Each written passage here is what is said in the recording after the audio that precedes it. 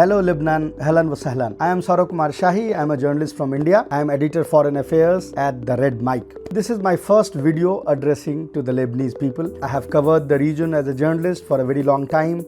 Syria, Lebanon, occupied Palestine, and the whole region, including Iraq and Iran. This is my first video addressing the Lebanese people.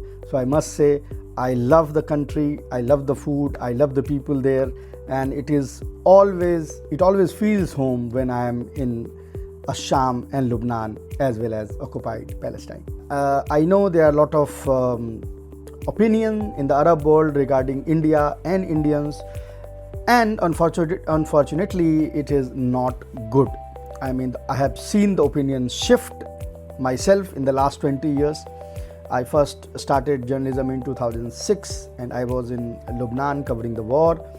Since then, today it is 2026. In these 20 years, I have seen the opinion in the Arab world shift from being very welcoming, very pro-India and Indians to a bit of ambiguous, a bit of suspicious against India and Indians. A lot of it has to do with how India as a country and Indians as people have behaved in the last 20 years, especially the last 10-12 years, and more especially in the days after Operation Al-Aqsa flood. A lot of people ask me, especially in the Arab world, what has happened? India, the champion of freedom movement, India, the land of Gandhi, India, which once supported the nationalist movement in Africa, Latin America and Arab world. What has happened to India and Indians?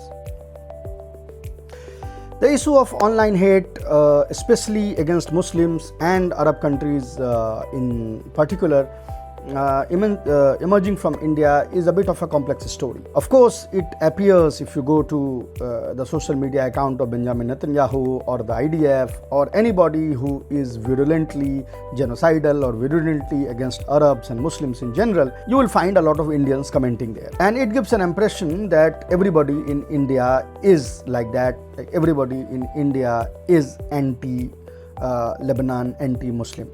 It is not so. I'll direct your attention toward a latest survey which has been done by Pew, and it tracks the support and opposition to Israel in several countries of the world.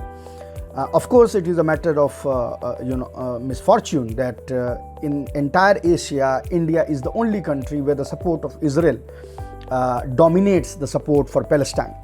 However, I must point out that if you look at the number closely, the percentage of Indians supporting Israel is 32% and the percentage of Indians supporting Palestine is 28%. So there is just a gap of 4%. Of course, the remainder of the population either does not know enough about the issue to give an opinion or they keep quiet. I can tell you that the percentage of people who are keeping quiet, there will be far more people supporting Palestine than Israel because they are afraid to express their support in public because of the policy of the current regime in India. We all know that the current government in India is a far-right government led by someone whose career is based on anti-minority rebel rousing, and we all know how this party came to power. Therefore, the laws they are making or the arbitrary laws they are trying to implement are all directed against those people who support the Palestinian cause. It is very difficult in India these days to even come out and protest against Israel because you might be charged with some ambiguous law, something which does not even fit the environment. Under the circumstances, 28% people as opposed to 32% saying that they support the Palestinian cause is a big thing. Now coming to the sheer number of people you see online, of course, the right-wing ecosystem in India is very strong. They are more present on social media and they are very vocal. As opposed to that, the ecosystem which supports Palestine in India, Muslims, Christians, communists, socialists, center, left, and even centrist, these people are not that organized. They support Palestine on the individual basis. They also go and contest against pro-Israeli accounts on social media, but their numbers does not appear to be high because it is not a coordinated campaign.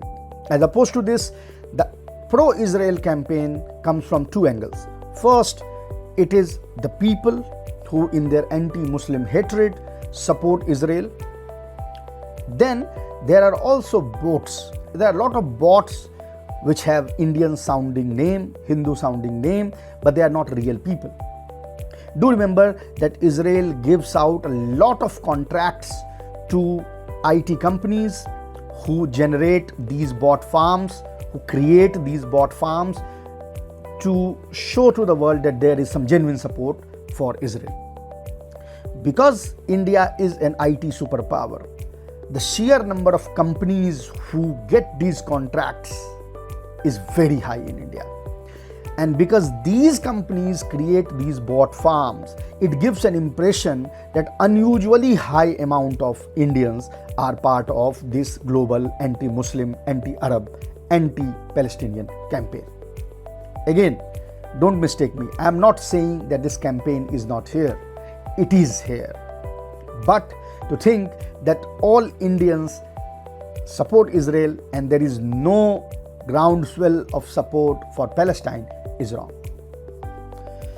The genesis of anti-Muslim hatred in India among a sizable chunk of Hindus, it has its historical bearing.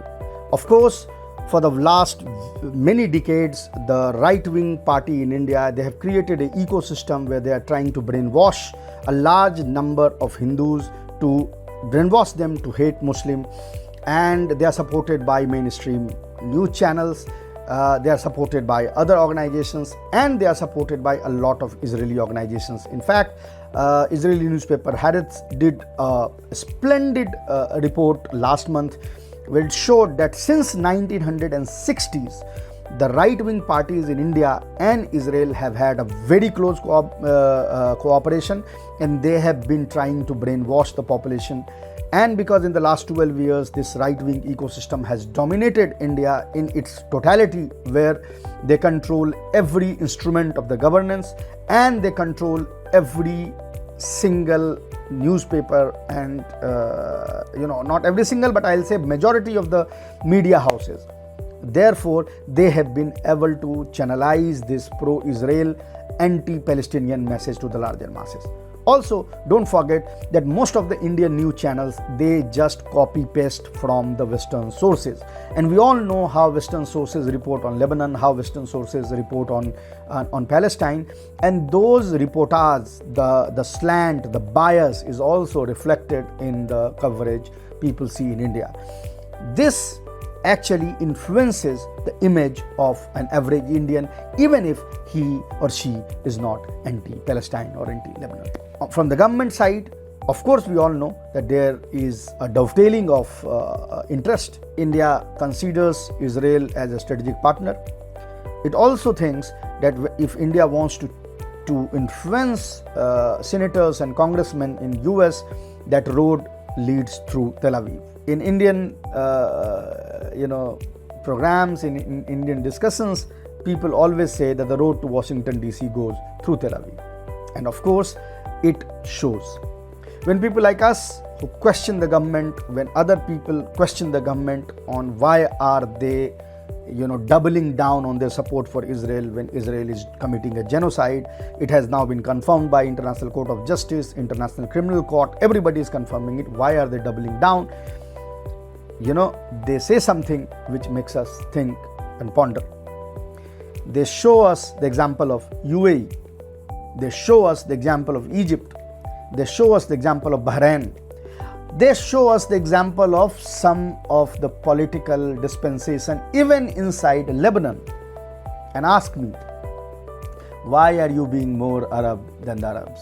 Why should not India consider its own interest? If Arabs like UAE, Arabs like Bahrain, Arabs like Saudi Arabia, Arabs like Egypt, Arabs like Jordan, and even Arabs inside Lebanon have such a good relationship with Israel. So, of course, this is a tough question. I know the answer. I can say that compare it with India's own freedom struggle.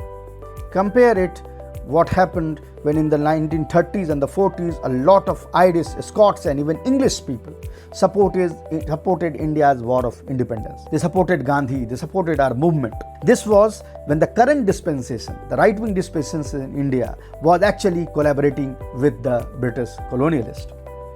Imagine British colonialists asking these Irishmen, asking these Scots, why are you supporting India's independence when so many Indian collaborators actually support us, the British colonialists? This question can be turned around. The answer is, you support a cause if it is good or not because it is serving your own interest. So of course, we support Palestine. A large portion of India which is supporting Palestine is doing so not because it has some strategic gains to get from it. It is supporting Palestine because this is something which has to be done. This is something which is good. In a fight against evil, you always support the good. This is the reason that a sizable chunk of India supports it. As I have told you, a large number of people in India are Muslims, are Christians, there are many Hindus also who are leftist, centrist, socialist. They have their support behind Palestine and Lebanon. They don't represent that section of India which supports Israel. The example of Kerala is very interesting. You see, if you look at the Kerala's demographic configuration, if you look at the demographic makeup of the province of Kerala, the state of Kerala, it has a sizable chunk of Christian population, a sizable chunk of Muslim population and a sizable chunk of Hindu population. And Kerala has always been a society which is very tolerant, where people respect each other's religion, they participate in each other's festivals, and that is reflected in its ideology as well.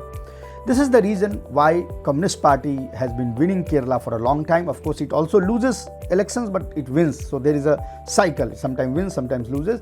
But even the party which is in opposition, the Congress, is also a center-left party. In Kerala, both the parties support Palestinian cause, and that is why you see a groundswell of support coming from Kerala. Do remember something, and this is very interesting, and I know many people in the Arab world, they don't understand this.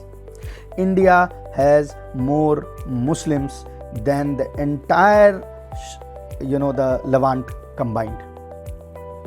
India has more Christians than the entire Christian population of Levant. So they also make a huge number. And a big portion of that population, especially Christians, they live in Kerala. So the groundswell of support you see in Kerala for Palestine in general and the Arab cause otherwise is primarily because it is coming from this population. But having said that, even the majority Hindu population in Kerala, because they come from a tradition where they are either supporter of the center-left Congress or left parties, they also extend their support to Palestine. And that is something which is not going to change. The experience of Islam in Kerala is also different from North India. North India, there have been repeated conquest. Aryans, Turks, Afghans, even section of Persians, Mongols, they have come India in different waves. Very conveniently, the right-wing party in India tried to project that it is the Muslim conquest of India and create an anti-Muslim feeling among the people, and they have been very successful in doing so, not knowing that these were kingdoms who were fighting against each other as well. The Mughals fought with Afghans, both were Muslims. So they managed to turn a political battle into a religious battle, trying to convince the Hindus that your enemy is Muslim. Compared to that, Islam came to Kerala very early, almost 300-400 years before it came to northern part of India. And it came through trader. In fact, the first mosque in Kerala was built while Prophet Muhammad was alive. While Prophet Muhammad was alive, we had a mosque in Kerala. The Christianity in Kerala is so old that they say that it came while one of the 12 disciples of Jesus Christ was still alive.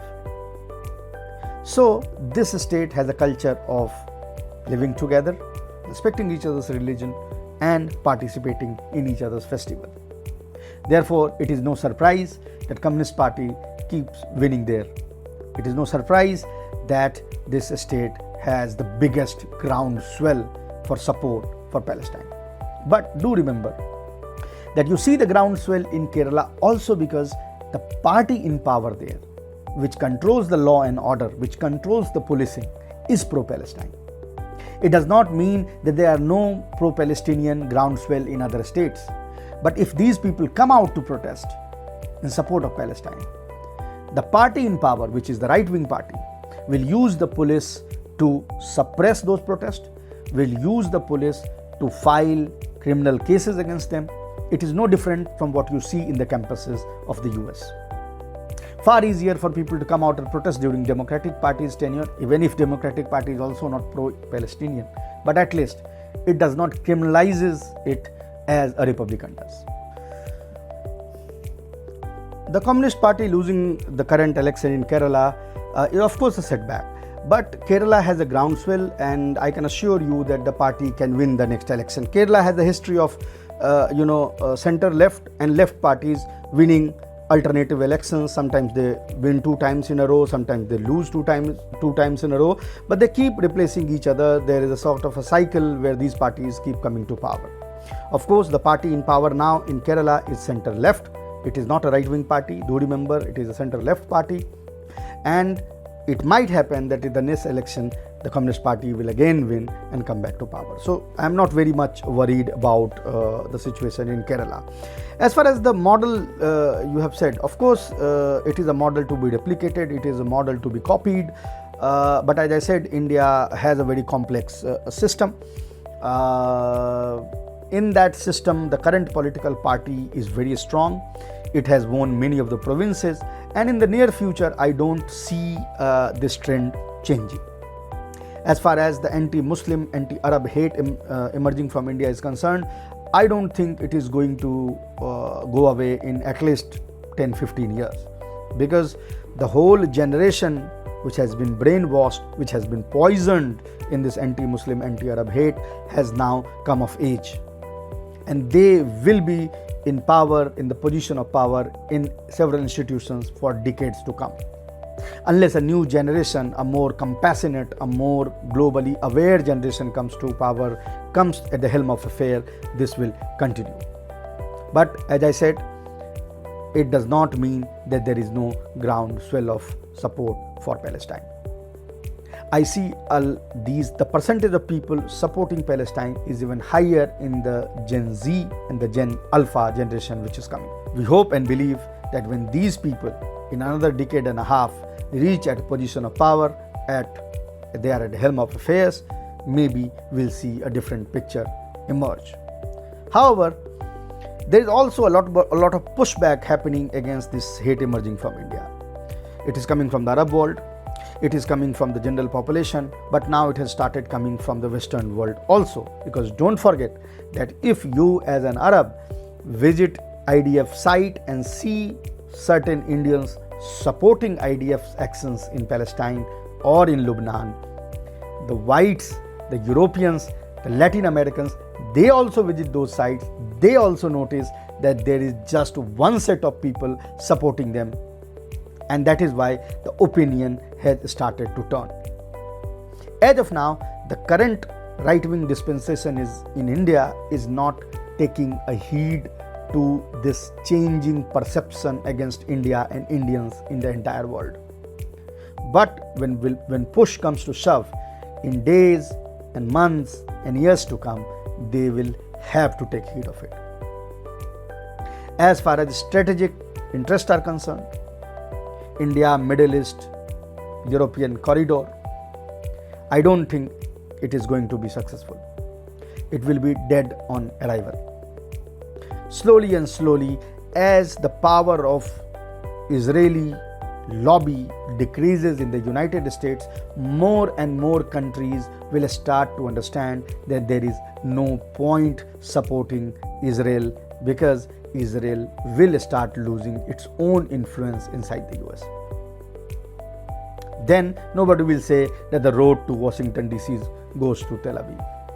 They will find another road, and that will be the death of Israeli influence.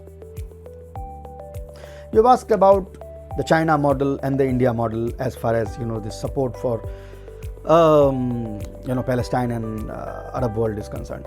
Well, China has a communist government, and at least in terms of ideological positioning, in terms of deliverables, China has been very, very pro-Palestinian. And it is not just a matter of saying it in public and doing nothing. If you read the Israeli newspapers very carefully, they'll say that although China has not said it explicitly, behind the scene it has banned a lot of export of dual-use material to Israel. Those material which can be used in civilian purposes but can be used in military purposes, China is slowly banning the export of those things to Israel. This is not the case with India. India keeps supplying ammunition, keeps supplying drone and everything to Israel. So of course there is a big difference. And because this difference emancipates from the top, it boils down to the population also. In the recent war against Iran, you must have heard this news that a lot of Chinese engineers individually online were giving information as well as tutorial to the Iranians how to target American missiles, how to target their planes, how to target their drones. They were providing individual tutorials, and the Chinese government was nodding, giving a tacit support to it. Something like this cannot come from India as of now. But again, that is because our government is so suppressive to anything pro-Palestinian that it will go out of its way to punish those who are supporting the Palestinian cause. That is why you see this lopsided representation of those who only support Israel. But as I said, a large portion of India supports Palestine, and this does not only mean Muslims and Christians. This means a lot of secular minded, a lot of sensible center leftist and leftist Hindus as well. The idea is not to say that no, India and Indians are not a big supporter of Israel. That's not my point. My point is there is a groundswell of support for Palestine also. Just because you don't see it does not mean it does not exist.